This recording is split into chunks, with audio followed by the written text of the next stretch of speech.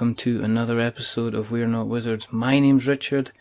I'll be your host for this evening, or this morning, or this afternoon, or for whenever you're listening, because after all, it's your podcast. Now, joining me today is a gentleman who, he's not one of these people that likes to hide in the shadows. You won't find him sitting in the wings. He's the guy that's kind of standing on stage in a spotlight, but not just a normal spotlight. It's usually a board game cardboard spotlight. So from the Boardgame Spotlight, I'm really proud of this introduction, Derek. That was a great intro. Let me just applause. It's Derek Funkhouser from the Boardgame Spotlight. So officially, hello Derek and welcome to the show, and thank you very, very much for taking the time to come and speak to us today. For people who haven't listened to us before, thank you for listening. It's 2018, it is January, it means that everybody's kind of watching their weight a little bit, maybe trying to get a bit fitter. So rather than the usual fare of food that we have in the green room, we've got fruit, we've got some bran flakes, we've got some freshly squeezed orange juice, so feel free to help yourself before you sit back and relax to what me and Derek are going to have a chat about. For people who haven't listened to us before and are listening to us for the first time, thank you for joining us. The reason that we do this is because we wholeheartedly believe there's not enough podcasts out there about board games. The search continues. In fact, there is only 3 podcasts in Scotland about board games. There's us, there's Unlucky Fraud Gaming, and then there's the First Player Token as well. And the other reason that we're doing this is, at some point when you are on Facebook, you're going to stumble across some board game groups if you're into the hobby. And then you're going to stumble onto some place like the Boardgame Spotlight. And then you're going to see there's a very just charming, very friendly gentleman by the name of Derek, who is always contributing to kind of conversations, who's helping people out, who's generally giving them advice. And when I knew he was kind of working quite closely with good old James Hudson, I said, I have to get this guy on. I can't get away from it. If I don't get Derek on the show, people are going to complain. So that's why I asked him on. So you better be good guest, Derek, because I don't think I've bigged anybody else up. I have a lot to live up to. I hope that I can provide enough entertainment for the listeners. Isaac Childress didn't get this build up. I'm just saying. There's no pressure. My goodness. But no, I mean, you have you become one of the staple members of the Boardgame Spotlight team. So, but what we're interested in is we're going to find out obviously some stuff about that. But what we'd like to find out is a little bit about your history with the old printed and pressed trees. So, do you want to tell us a little bit about your, kind of your history? We can kind of look back in the past. We can have a little stare at the present before we kind of jet off towards the city of the future. So do you want to tell us how you got into the kind of the hobby in the first place? Yeah, absolutely. So my family growing up, I've always been enamored with board games from even a small age.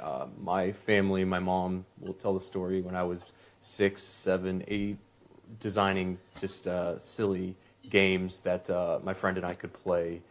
For, I believe it was 2nd grade, I decided to build, I had to do a book report on the book Treasure Island. And I had to come up with a creative, I guess you say just a creative solution on doing that book report for Treasure Island. And I chose to tell the story of Treasure Island in a board game. So it was very interesting. I think my mom might still have that, but it was a roll and move, and it was, you go pick up stuff and you have to fight, and it was, so I guess from the very, very early age, I was into board gaming. Your typical Uno and Monopoly, those types of things. So when you were taking your your girlfriend at the time round to meet your mum for the first time, rather than bring out the baby pictures of you naked on the rug, did she bring out the kind of the Treasure Island kind of? Well, unfortunately, those baby pictures came out, but I don't think those board game prototypes came out. I'd have to look through.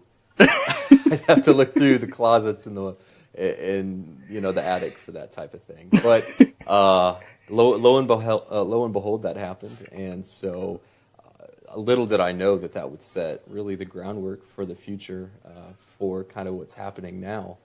So my family, like I said, always grew up playing any type of game, dice games, card games, you name it, and was about 2014.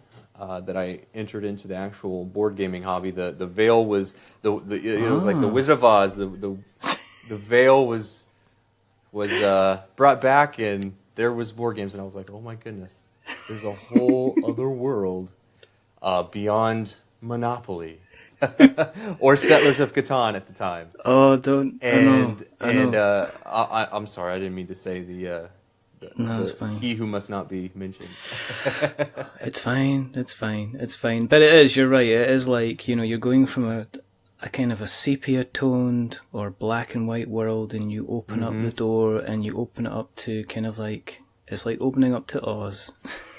Yeah. and all of a sudden, everywhere goes coloured. It really... I don't know if they still do the song and dances when people discover the kind of the board game hobby. I think they were kind of like... eking them out, you don't get the full kind of welcome and everything like they used to do, but I'm still thinking they're kind of trying to do that. So what was the first, 2014, that's not, you say that, this is the thing, this is when you realise time is going so fast, when you say, well, that's not that long ago, and then you're saying, well, actually, that's 4 years ago now. Right. So, do you remember do you remember, yeah. He's like, yeah, it wasn't that long, it was like 40 years ago. But what was the kind of the games that kind of first piqued your interest? Do you remember the first ones that you kind of picked up and went, Absolutely. What's this? The first game that really brought me into the hobby was in 2014. I asked for Seven Wonders. And I received that for Christmas, and we still play that game. It is just a fantastic game for my family and I. And that was what piqued my interest into the hobby. I realized that, again, there was another world to this. And so from there, I found Pandemic, Ticket to Ride, all of those essential gateway games, Dominion, all those essential gateway games that kind of help guide a new gamer further down the road. And now, 4 years later, I have about 250 games sitting on my shelf. With a long list of games that I enjoy playing. I've made a top 10. It's funny how far that you can come in 4 years. But I have a lot of friends in the industry who have been in board games for longer than I have, right? And so I still feel like I'm kind of a baby, like in an infant stage as far as that. But I'm trying to get out there. I'm playing as many games as possible. I'm trying to gain that experience so that I can have... like you said, I want to be able to help as many people as I can on the Boardgame Spotlight. Yeah. I remember, I think, because I'm probably in a similar boat. I did, maybe started a little bit when I really got back into the hobby again. But then remember having kind of like Jamie Stegmaier on the show and him asking, have you played kind of like Zolkin? And I was like, no, I haven't. Go and ask me another embarrassing question. He's like, have you played Isle of Skye? And it's like, no, I haven't. Can I just go now? Can I just edit out this bit of the show? But, and it's like, I better kind of, it's kind of like, but there's so many games nowadays, you can't kind of cover everything. You have to accept that there's going to be games that you haven't played. And let's face it, there's probably games that you own you probably haven't. Oh, haven't absolutely. Played. There's a shelf of shame, or more so a wall of shame, of games that I've not gotten to yet. But one of my New Year's resolutions is to end the game with as few unplayed games as possible. Yeah. So, yeah. When it came to, games that do you go for a particular style of game yourself? Then are you? Do you like your work? You've mentioned Seven Wonders, so do you like something that's complicated that you're building up a machine, or is there a particular genre that you like to kind of go for over others? Absolutely. I am a worker placement guy myself, so anything that has to do with worker placement, I will absolutely. I'm like a moth to a flame. I love worker placement games, and then it would be abstract. Really enjoy abstract strategy games, Anatama, Azul, most recently. Oh, And so I'm drawn to those as well. And then I would say third would be kind of your card drafting games, like Seven Wonders. I do enjoy a good engine building game, Terraforming Mars, games similar to that. So, but I have to say that worker placement has my heart. Have you managed to get your hands on Charterstone then? Have you been playing that at all? Because I think James Hudson came out and says this is one of the best games he's played in a while, kind of thing. Have you managed yourself to kind of have some time to play that at all? I have. My wife and I, we're on game 9 of the series. We're trying to finish it out. We're trying to finish strong, and I have been very, very impressed with the mechanics and systems that they created. Please tell me it's absolutely terrible and I don't need to consider buying it. If I were to tell you that, I would be lying. It is an absolute. It is just a pleasure to play. It's fun. You just have such the worker placement aspect was so well integrated with the legacy. Yeah. And if anybody requests or says, hey, I want to play a legacy game, I've never played one, my first recommendation is going to be Charterstone. Yeah, that's my first recommendation. Would that be even over Pandemic Legacy? So you bring up the evil stepsister for me. I am one of the few that thought Pandemic Legacy was okay. I was not over the moon with it. In fact, I was actually cheering for Gloomhaven to knock Pandemic Legacy off the number one platform. Now, don't get me wrong. The system works incredibly well. Very well designed. I just kind of thought that the story was a little not cheesy, but it was obvious. I knew where it was leading, and like it was kind of like, oh, it signal. I don't know. I just felt like it was. I wasn't blown away. And you've heard it here first, folks. Derek Funkhouser. Pandemic Legacy is definitely a 6 out of 10. But you know, I'll see your hand and I'll raise it and I'll say that Terraforming Mars for me was the best 5 out of 10 I ever played all year. That didn't get, but that's good because you not like him. Why you know? It's like I don't like Pandemic Legacy. How dare you not like a game that other people really, really like? Okay. What's your point, kind of thing? I agree. You know, it's a difficult thing to do. So I take it you must have a lot of Mr. Stegmaier's other games. I take it if I said Viticulture, you'd be like, yeah, it's lovely. Have you played Viticulture? Of course you have. I have, and I would. I have been known to be a little bit of a Stonemaier fanboy, I suppose you could say. I have, to this date, I have all of Stonemeier's games, dating back to Euphoria, and I have Between Two Cities, though not designed by Jamie, published by Stonemaier. Yeah. Scythe has been in my top 5 since it released. So I am a big fan of Stonemaier games. And it's introduced its own legacy element, I believe, with its with a newer expansion that's coming out for Scythe, as far as I'm aware. But yeah, I mean, they seem to be kind of continually kind of knocking it out of the park. Is there any games you've got your eye on at the moment that you've kind of? I know you probably get exposed to and have access to a reasonable amount of games due to the kind of the Boardgame Spotlight. But is there any games that you're kind of, I guess, hunkering for at the moment that you're kind of thinking I'd like to get my hands on like that to kind of have a game of it? Yes, and this is funny, but some of the games that I am actually pursuing are games that are older. And so I have been trying to track down a game of Orleans for about a year now. I just need to bite the bullet, and I just need to buy it. But I would, if anybody from TMG listens to this, please reprint that game. I would love to purchase it. I'll ask John Clare. Because he's my man inside. He's coming back. He's coming back on the show in February to talk about their latest Kickstarter. So we can ask. He could come back on the show. You could ask him yourself, and then just disappear. I could. I'll just do a question. I'll hide in the shadows, and then I'll jump in. Just like surprise.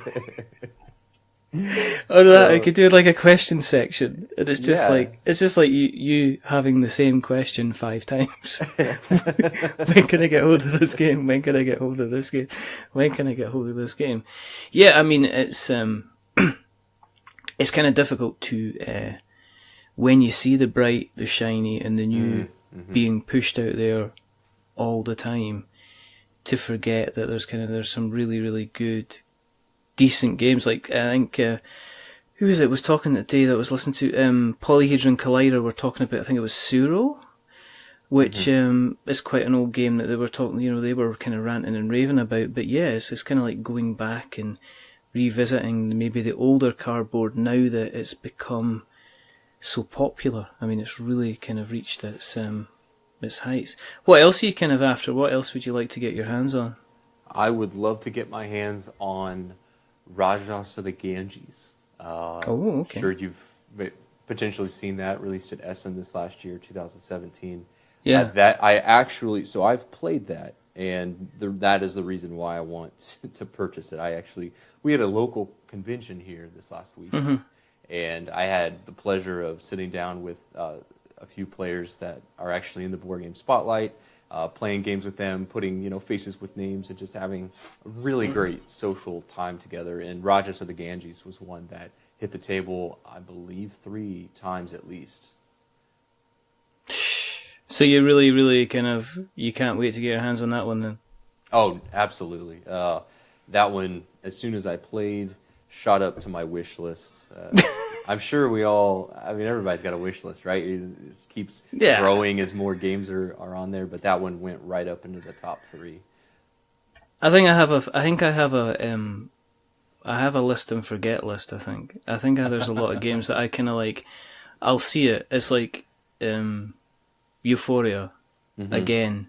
You just mentioned it to me, has reminded me that I really, really need to see if I can get my hands on a copy of it from somewhere, or at least play it. I know of at least 2 people that have got it, and every time they say, what should we bring at the club this week, I completely forget that it's got to be, it's like, Euphoria, bring it along, because I just want to sample it, because they got the Kickstarter edition, so it's got the really, really nice kind of components and everything like that, the really, really kind of nice finish and everything. So I've always kind of wanted to have a shot of that, and kind of play around with that. I mean, you've where you are just now, with you being part of the kind of the Boardgame Spotlight, and for people that haven't heard the Boardgame Spotlight, it's like it's a Facebook group. It's a very friendly place. It is kind of like Cheers Bar. You can kind of go in, and there's a lot of people that will know your name. I don't think we have a Woody Harrelson behind the bar yet, but I think the position's there's so many people there that are just kind of friendly and supportive and stuff like that. But I mean, obviously that allows you to get a look at kind of like a lot of games that are going to be coming out kind of in the future, and also the Kickstarter side of things. I mean, do you back Kickstarters yourself? Is that something that you kind of delve and dabble in at all? Absolutely. So with the Spotlight, it has really provided a really, really fun opportunity to take a look at Kickstarters that are coming out, and so that's also kind of why I tend to try to pick up older games, because I'm down in the trenches with Kickstarters, previewing them and playing them, and so I do back quite a few games actually. Since working with James, I actually have finally unlocked that coveted super backer status. He's an enabler. He's a full-on enabler. For those of your listeners that don't follow James Hudson on Kickstarter, don't do it. You've got to wonder if he ever sleeps, because at some point it's like we're on different time zones, but there'll be times like first thing in the morning where it'll be a message coming through, and it's like, James Hudson just backed this on Kickstarter, and it's like, what is he doing? Is he just has he got it on a diary? Wake up and back this. It's probably part of his training plan. He goes out, runs for half an hour, comes back, backs a game, does, some cardio, 50 sit-ups, 50 press-ups, 50 squats, backs another game. Goes, sits down, has a protein shake, some fruit, and some light muesli, and then guess what? Backs another game. That's about what it sounds like. And so I have backed, and I do back. I love to help fellow Kickstarter contributors and content creators. So I absolutely right now. We have Western Legends on Kickstarter. Oh yes, and Spirits of the Forest by Thundergriff Games. Yeah, and there are always plenty of games available on Kickstarter to back. There's always something for somebody. Yeah, I mean we had Kira and Mark on from Colossal Games. They were on just before Christmas talking about Western Legends, and they were I think they were at that apprehensive kind of just before the push of the button stage, just wondering, well, have we figured everything out? Is everything ready? Are we happy with what we've done? And then they've pressed the button and it's just gone like, the 12 o'clock stage with extra horses. Yeah, it really has just gone like an absolute rocket. It's one of these, I think it's going to be one of these games that potentially going to run out of stretch goals. They have serious. Yeah. I mean, they have just blown through stretch goals and expansions, and it has been so exciting for Colossal with this being their first Kickstarter launch. With Travis and Mark and Kira, hats off to them. They did a wonderful job. Thoroughly enjoyed the game. I can't say enough good things about it. No, I mean it does what you want it to do. It's a sandbox, open world experience. It's quick. Yeah. It offers a lot of player interaction. Very little downtime between players' turns. It's got an old Western theme, which is severely underused, in my opinion. I mean, I was actually joking with Mark that they're going to set off the renaissance of Westerns, just like we've had space operas and zombies. Now we're going to have this just landslide of Western games. It's going to be Attack of the Killer, zombie cowboys from outer space kind of thing. Yeah, and it'll be a cool mini or not game, and it'll come in and it'll do 47 million, and it'll bankrupt a number of people at the same time. Are you the type of person that would do you spread the joy? Are you likely to kind of go in and back kind of smaller projects and kind of like chuck a buck here, there, and everywhere to keep up, or do you concentrate on kind of set projects that you've decided to back, kind of thing? I have actually started to kind of evolve my strategy as far as Kickstarter goes. In the past and even currently, I have kind of budgeted for games that I know coming out, and I'm really excited to back and help those companies. But at the same time, I don't want to overlook the small publisher, the indie developer, somebody who's just trying to get off the ground, because all of these companies that are putting out AAA titles right now, you think CMON and Thundergriff and Druid City, they had to start somewhere too. Exactly. And if they didn't get that dollar or back here from just the average Joe, then maybe they wouldn't be where they are today. And so, yeah, absolutely. I don't back off as much as James. I don't. But I do like to do that. Yeah, but you'd end up broke, but you would be absolutely so fit and ripped. Maybe that's the key. Yeah, Maybe I that is should, his key. and I need to get a mohawk too. That's And a part beard, of it. and And a big beard. Yes. But it's an impressive beard. It's quite intimidating. I remember when I first spoke to him on Skype, and I went, Great Merlin's beard. That's impressive. That's a man's beard. But anyway, enough about James Hudson's beard, because I didn't think I would be getting on to that topic so early in the conversation. With you, let's talk about the Board Game Spotlight, because it's kind of come, in my thoughts, it kind of came at a time where maybe the community needed a slightly different approach to how some Facebook groups were being run. I think there was, and I these are my words, they're not Derek's. You can blame me for these, but depending on some groups, there's a certain amount of potential one-upmanship. There's a potential occasional bit of snobbery. There are some people that shut people down when they try to open up conversations, which was happening in certain groups, and also you can also get into the point where people use being in control of a group as a little bit of a power trip, which can happen. And all that leads to is you lead to kind of people joining and then not staying because they don't feel welcome, or not staying because they feel they can't get into the clique, or not staying because the first time that they post something they get shot down by about 50 million people. Mm-hmm. And then across the rainbow, and you'll know where I'm going with this, there was this group of, you called yourselves the Care Bears. The Care Bear group, yes. The Care Bear group. That's us. Because the board games. I mean, how did you get involved in that? How did you get involved and build up to like your current role within the group itself? Sure. So I'm sure you're familiar with a longtime member of various Facebook groups, Timothy Gay. Yeah. So he and I have been friends for about 2 years now, talking online and kind of just following each other, hyping stuff, promoting, and just having fun. Because that's what I think the hobby's about. It's about having fun.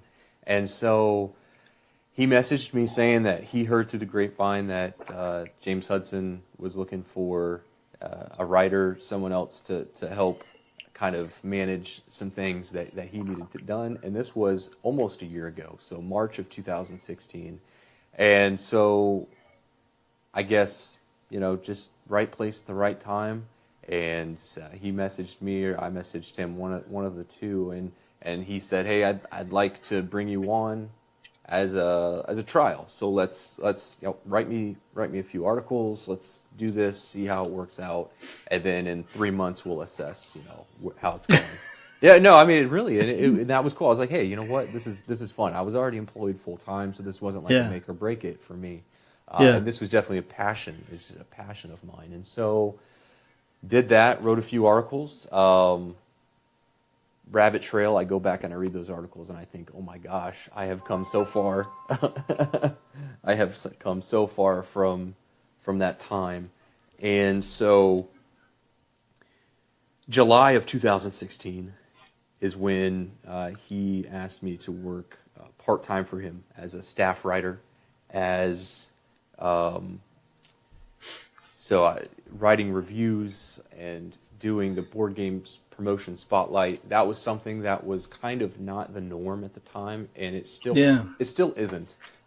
We saw an opportunity for the Board Game Spotlight to grow that brand and to offer Kickstarter creators a great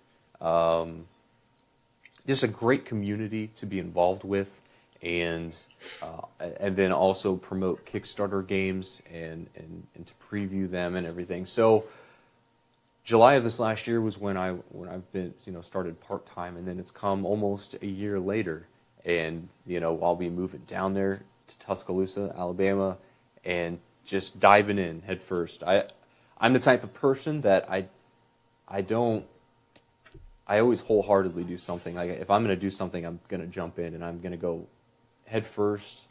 Yeah. And so it is a little bit of a risk to do that, but my family is so supportive. and they're all for it. And I know that James and the Druid City team and the Boardgame Spotlight, fantastic individuals, just great people, and I couldn't ask for better people to work around. So that's really brings me to where we are now, and with the Kickstarter promotions, and even with the community, and I it's difficult to say that what you said, but unfortunately, it's true that some groups do have their own little feel. They're kind of like little like tribes, and so they each have their little way that they're run and their rules, but for the most part, all cordial enough, but definitely some of the inclusivity wasn't there. People were being excluded. New members, may not have felt quite as comfortable. So I don't want to speak for them, but for the Board Game Spotlight, for us, my vision and my heart for the community is that everybody is welcome. And I know this is James's vision and heart as well. Like, he has told me this, like, everybody's welcome. You're not here to be negative. And we actually caught some flack for these types of feelings where, it's all very positive. There's no negativity. And people are like, oh, well, you're just all positive, all hype all the time. You're not allowing people to be negative.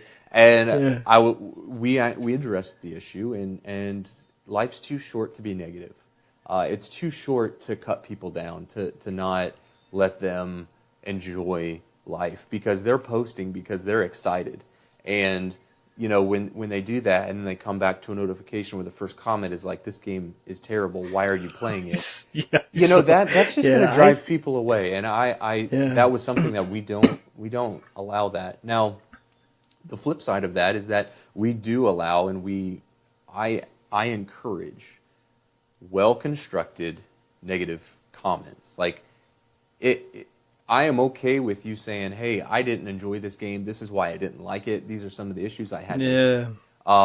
That is okay. That is the right way to approach those posts.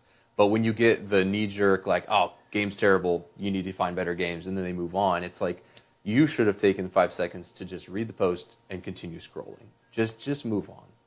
Yeah. I can see that. I see that. With, you mentioned, obviously, writing. Because we're going to jump back to that. I mean, with you, is there a notebook with the scribbles and the scrawls of a younger Derek Funkhouser? I mean, have you always done a little bit of writing in your free time? I have. I have always been kind of the creative type. Writing has been a passion of mine since I was little. Some of my friends were always dreading the book reports and the essays and all of that type of thing. And I can't say that I was excited, but it didn't bother me. I just really enjoyed creative writing and journalism. I actually went to college, and my major is in English history. So I took a lot of writing classes in college. And so that really, unknown at the time, has helped me so much since where I'm at in my life right now. What's your favorite period of English history then? I like to learn about, and I read and study both the Revolutionary War and and the World War II. Those are my two passions in history as far as the U.S. history. But I honestly enjoy all types of history, dating all the way back to the Renaissance and early period history. I just really, really enjoy that. Okay. Did you do anything else in terms of writing? Obviously you talked about the board game article stuff. Were you doing other similar things for other topics, other things like, video games or anything like that at all? Did you do similar type of writing projects for that as well? No, I didn't. This was my first writing for the Board Game Spotlight and Druid City Games. That was my kind of foot in the water. That was my foot in the door, and I didn't write previously for anybody really other than myself and just kind of creatively, and then obviously just online, trying to be helpful. So, because one of my pet peeves is when people don't fully explain, they don't go into as much detail as they might. Well, and it's all personal opinion and dependent on the person, but for me, I'm the type of person that will give you a long wall of text. Yeah. I just like to explain, and I like to talk about the board games and things, and other people are very curt and short, and that's fine too, but I like to write. So Did you self-edit them when you were writing the articles for the Boardgame Spotlight, or was James kind of putting a cursory eye over it as well? No, so from the very beginning, from day one, I was given the reins, kind of the key. He trusted me a lot. It's like I was handed like the keys your to the parents kingdom. giving you the keys to the car for the first time and saying, "Right now, you be back at 9." Yeah, he told me what he was looking for and what he wanted, and I said, Roger, I'll move out and I'll take care of it. And so I learned to self-edit. I learned how to kind of navigate, because that's a whole different aspect when you're getting into the whole software and editing online and different web pages and things. So definitely kind of had to navigate my way and learn a few things, but it was good for me. It was what I needed. What was the first article that you wrote? The first article I wrote was about Cry Havoc. I wrote a piece. I wrote a review on Cry Havoc. And how many times did you write that and rewrite it before you put it out there? It went through a lot of revision before I posted it, and then post-publishing, it went through a couple other revisions. Just as I was like looking, and I'm like, oh man, that isn't quite what I wanted to say, or oh, there's a typo, or just things like that. But I'm I don't often post without making sure it's ready. At least now. In the early days, it was it was not as clean. It was a little rough around the edges. And how do you find the time? I mean, this is the big thing. I mean, I know that was it Steve from Polyhedron Collider spoke recently, before, a couple of months ago, and basically said, listen guys, we're going to have to take the foot off in terms of the written review stuff, because I don't have time to put them together or play the games in order to give a proper review. And you can end up saying it's like you almost end up in crunch time, that you end up playing a game in order to try and form an opinion, and you end up looking at a game from a critical mind. Now, I don't mean critical mind as in negative, as in looking at a game as you know what I mean.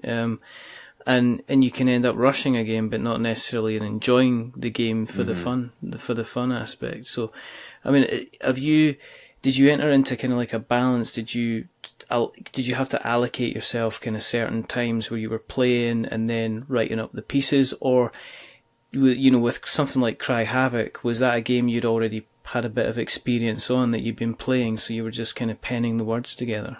I did, and that was specifically why I chose that game. I had played often previously, so when I was starting out, I didn't want to start with anything that I didn't really know. And at the time, I started with games that were in my collection. So I started with games that I actually had, and so that was kind of just where I started. And when you get into the review business, or you get into the promotion side of things, you can get a little jaded. I mean, you play games because sometimes they can feel like work, but you still want to have fun. You want to enjoy it, and for the most part, I've been okay with realizing that I can still critically think about a game and the aspects of that, and still enjoy playing it. So I haven't hit the crunch time yet. We'll see what happens. Finding the time is really the biggest thing.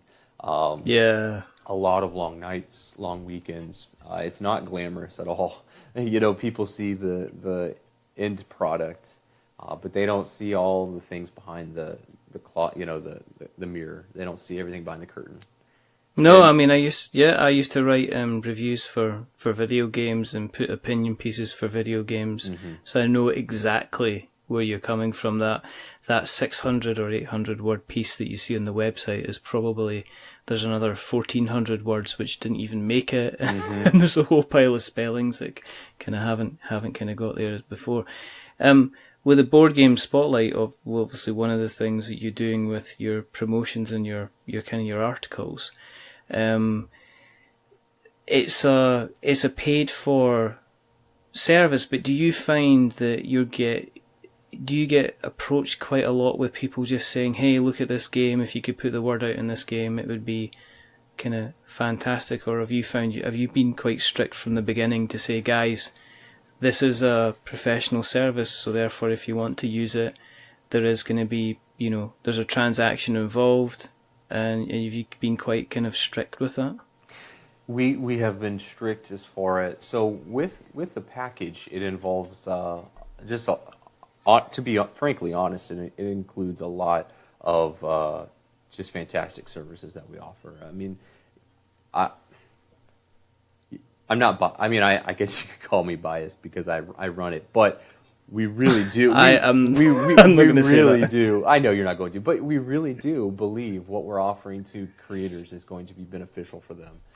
Just in the amount of services that we're offering in the promotion marketing aspect, and so I do take it very seriously, and I do when we have those conversations with content creators. And there have been a few that have said, hey, I've got this game coming up, would you mind giving this a share? Or really, most of the time what happens is that I'll share projects that I've found that didn't pay us for promotion, but I'm either backing or look really great, and I'll share it myself. And there have been a few that have asked me to share things, and I don't have any issue with sharing a few things out, but it's not going to take precedence over those who have paid. And so those who have paid for the marketing, for our marketing, will obviously take precedence, especially if their Kickstarter is live. So, Have you found kind of like an increase in the interest? I think one of the things that from running a podcast where we interview creators and ourselves, is that there's quite a hunger for people that need to kind of get the word out there as much as possible. Have you found that there's been, since you've introduced the service, have you noticed that, has it been very busy? Has there been a lot of interest in it? Absolutely. In fact, it was kind of a trial thing that James and I had James had the brainchild, and I've been executing it, but it was like he was already doing a lot of previews, and honestly was very swamped with the amount of requests he was getting, and so that's where I stepped in. So I went from not only becoming a staff writer, but now I've become a promotion marketer, and then that's kind of when I took over the realm or the reins of the Boardgame Spotlight as one of the admin team. Yeah. And so we have seen a very significant increase in the last 6 months for people. We were full from all of July to November, and we specifically took a break during December just so that we could kind of regroup. And there weren't very many Kickstarters that launched in December, so December was the only month in the last since really kicking this off that we weren't full. And even right now in 2018, we're full every week all the way up until March 1st. And so I can see, I can see that. Yeah, and so we actually, my wife and I have branched out and created a new service that we're offering now that is going to be a live stream option. And so she and I have really had a great time sitting down at the table and live streaming games. Started just the two of us having fun with games in our collection, things like Azul and Onitama, and then it kind of, we gained some followers, and we're like, hey, this might be something we can do. And we just did Western Legends last week.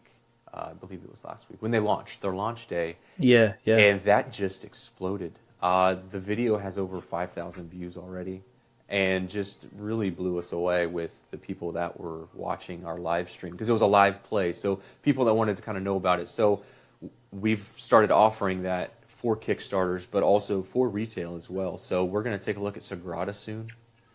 and we're just kind of have fun with it, enjoy kind of like a date night thing. We call it like the couples night. It's specifically tailored more for 2 players. So those of you listeners, those of your listeners or those who watch us who have questions about what are some good 2-player games that I can play with my significant other, then that's kind of what we're highlighting. So yeah, absolutely. I mean, it's all very well kind of setting up the groups and, playing with your friends and stuff like that, but sometimes it's nice to kind of just chill out, with the significant other, stick some cardboard on the table, maybe a glass or 2 of your favourite alcoholic or non-alcoholic beverage. It's entirely up to yourselves if you decide to go down that route, and just, kind of spend some kind of time there.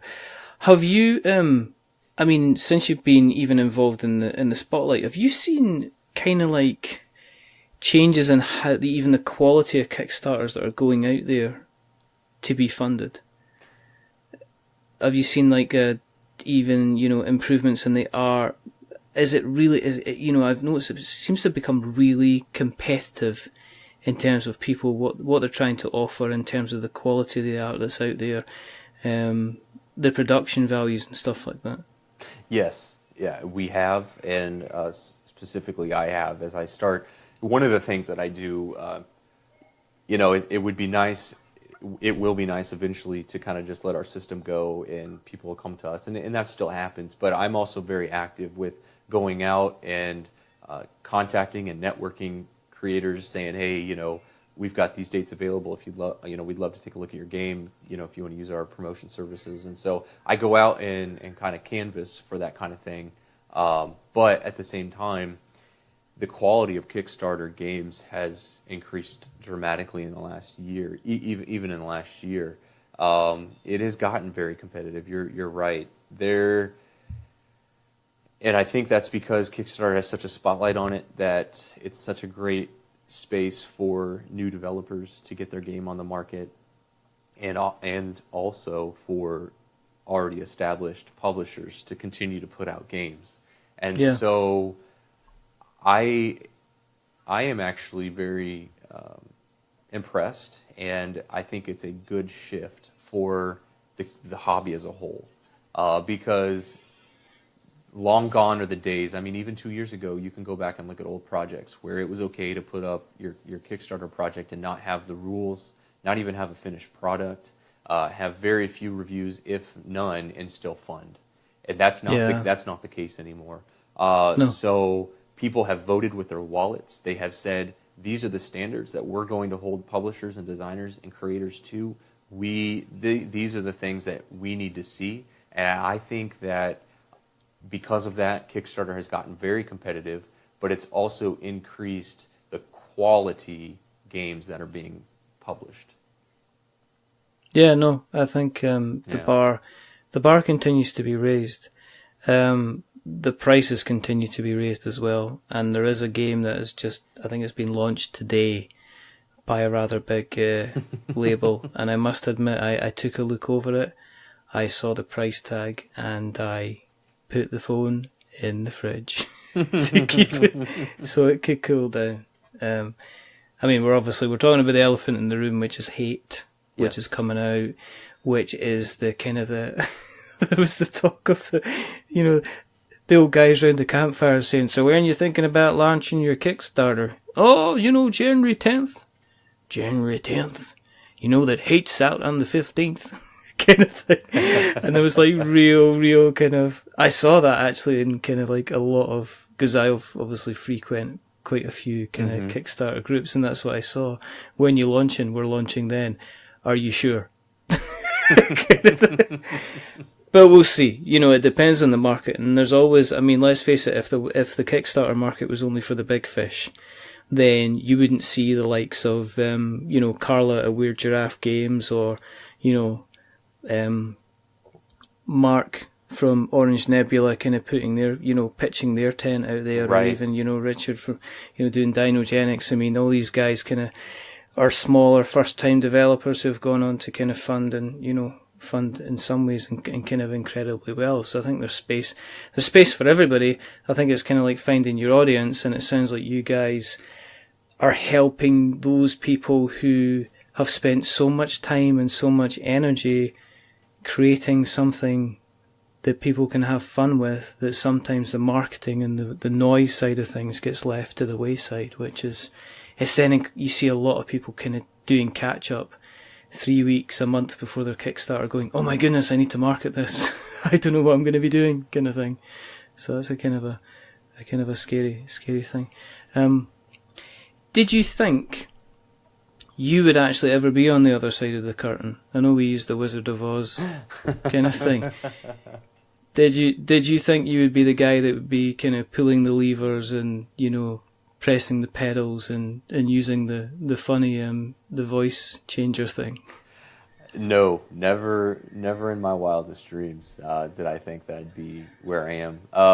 I was perfectly happy. I was content. I was very, you know, I was having a good time as a consumer, and just having fun playing games, and I still do that. But my whole outlook, I put on different glasses, and now I see things through a whole different lens. And I didn't see myself getting on this side of the curtain, and I'm actually very blessed to be where I am, and I love what Druid City does. I love what we're doing with the Boardgame Spotlight, and I'm really excited to see where that goes in the future. So I never saw myself where I am, but I'm really glad that I'm here. Does that mean you've got to play Grim Forest? I have indeed played Grim Forest. Right, okay. Get Out. It's good, isn't it? It's really good, isn't it? It is very good. It is a light family game with very good bluffing, fun mechanics with grim fairy tales, and it just looks gorgeous. I heard that. What's his name? What's his face? Him that does the towery thing, Mr. Tom Vassell, of course. Tom Vassell. How could you forget Tom Vassell? Kind of saying, "Oh, it's just one of the best games I've seen for components. One of the best." Because he said it was one of the best. I don't want to get the quote wrong because I'll get James shouting at me.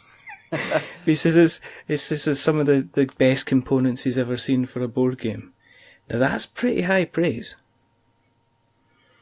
Yes, that's pretty high praise indeed. Yes, though I would have had a word with him, because at the beginning of his videos he still kind of throws all the box of stuff on the table. I don't know about you, but I feel like, what are you doing? You know, what are you doing?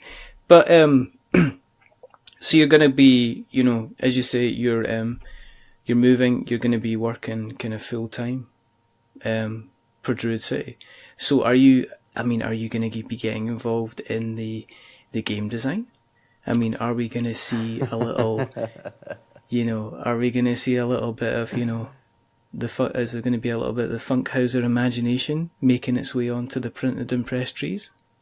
It's very possible. I have a few things rattling around in my brain.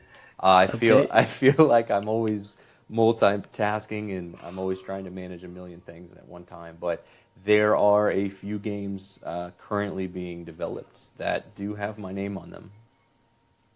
Really? That's cool. That's going from like 2014. Yeah. And you going, okay, I'm breaking through, I'm just going to play some games. And now like 4 years later, you're like, yep, here we go, white pieces of paper, move this here, I'm going to write these rules, I'm going to do like that. That is very, very cool, kind of indeed. Mm-hmm. Listen, thank you very much for coming on. I'm aware of the time. I'm aware that you have probably a lot more wonderful and important things to do. Like, let's face it, help promote games, help design games, speak to James probably about stuff, a whole load of cool stuff, write more stuff.